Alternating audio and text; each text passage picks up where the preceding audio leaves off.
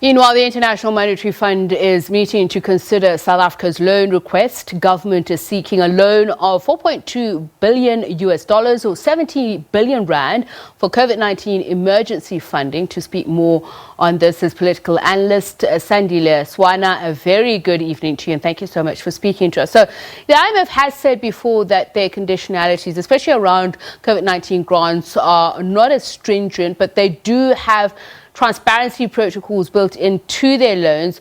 Do you think that these will be enough, though, given differing emergency regulations throughout countries?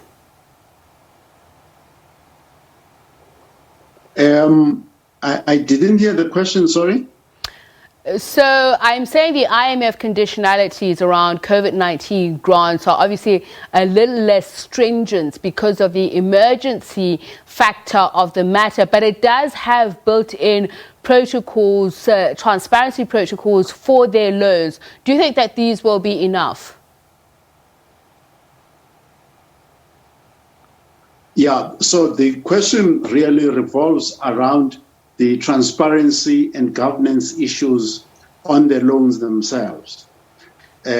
Now, I think that it's very difficult to tell in South Africa. For instance, some of these loans relate to the health sector, addressing the health issues. Some relate to the economic questions. I mean, if you look, for instance, at even the announcement by President Ramaphosa, at an earlier stage, he announced that he doesn't want to find himself calling a commission of inquiry into the abuse of COVID-19 funds. But in his last public speech, he found himself having to call an investigation, to authorize an investigation into the theft of funds.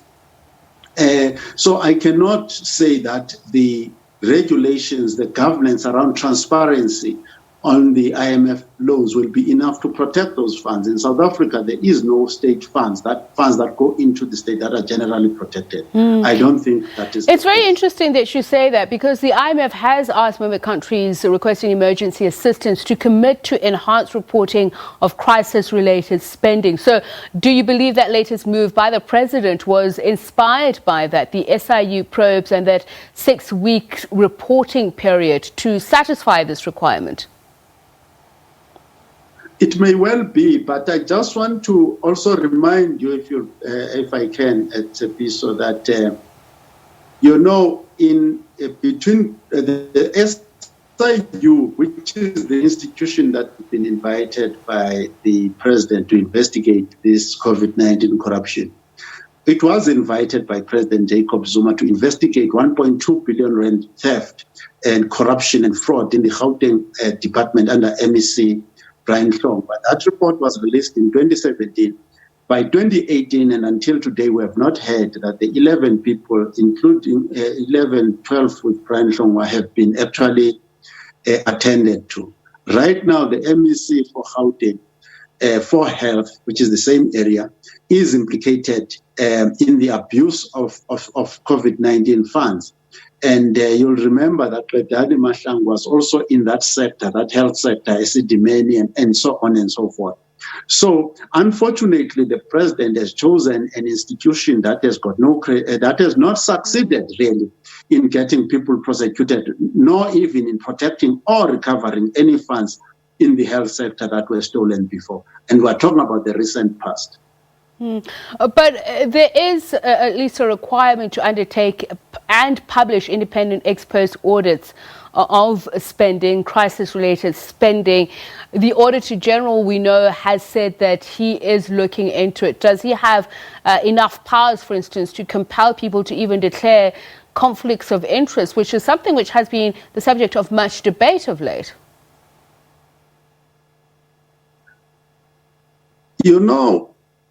Our history, the Auditor General has been asking for more powers. And you must remember that an audit, it looks at history. So if money has been stolen, the Auditor General, if he's fortunate, he'll be able to discover that that money was stolen. The Auditor General has got no capacity to police every cent in every municipality, in every health department, in every province, in every hospital, in every facility. He's got no such capacity. So all he can do is to investigate money that has already been stolen. Now, this money, we didn't need any extra regulations, because our regulations, including the PFMA, Public Finance Management Act, the Municipal Finance, are adequate to protect money. But there is no will and there is no culture of obeying the law in South Africa. The law that protects the money, that law is not obeyed in South Africa by employees of the state and by politicians. Do you think, very briefly... So it doesn't matter issues you pass. Do you think, very briefly, that the IMF surveillance teams who, upon the granting of such a grant, so to speak, would be able to assist in ensuring procurement transparency, ensuring that there is a publishing as well of beneficial ownership information? Because this is, again, as I say, for a lot of people where the problem lies. Personally, I've over the years, I've been reading many reports, whether they are SIU reports, Auditor General's reports. We've spoken, including myself, on national television, analyzing these reports. In South Africa, you have no way of guaranteeing that funds that are handed over to the state will be protected, any funds at all. There is no such. I don't think any person in their sober senses can give such guarantees. There is no such guarantee. All right, thank you so much. Sandile Swana is political analyst speaking to us about the 70 billion rand loan South Africa has requested from the IMF. We're going to take a quick break. Do stay with us. We'll be back shortly.